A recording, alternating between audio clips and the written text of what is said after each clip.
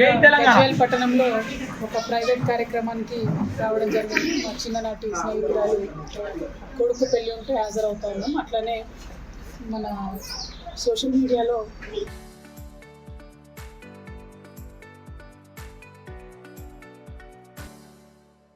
యాక్టివ్గా ఉండే సుదర్శన్ గౌడ్ గజ్వేల్ మరి వాళ్ళ కుటుంబానికి మొన్న యాక్సిడెంట్ అయితే పరామర్శించడానికి కూడా వచ్చింది. మరి వాళ్ళ ఈ రాష్ట్రంలో ఒక కొత్త తరహా రాజకీయం రావాలని చెప్పి ఎవరికైతే ఇప్పటివరకు అవకాశం దక్కకుండా ఉన్నారో అటువంటి యువతకు, మహిళలకు, అదేవిధంగా అణగారినటువంటి వర్గాలకు అవకాశాలు ఇవ్వాలనే ఉద్దేశంతో ఈ రాష్ట్రంలో కొత్త రాజకీయ శక్తిగా అవతరించబోతా ఉన్నాం. 25వ తారీఖు నాడు పార్టీకి సంబంధించిన ప్రకటన కూడా ఉండబోతా ఉన్నాం.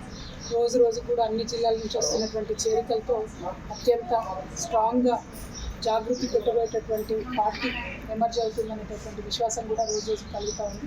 మరి తెలంగాణ ప్రజలందరూ ఆశీర్వాదం కూడా మాకు ఆ పార్టీపై ఉండాలని, ఎందుకంటే అల్టిమేట్గా ఈ పార్టీ బాగుంటే తెలంగాణ ప్రజల పక్షాన నిలబడి పోరాటం చేసేటటువంటి ఇంటి పార్టీ ఒకటి ఉంటుంది. ఇప్పుడు అన్ని జాతీయ పార్టీలు ఉన్నాయి. బీఆర్ఎస్ జాతీయ పార్టీ, కాంగ్రెస్ జాతీయ పార్టీ, బీజేపీ జాతీయ పార్టీ.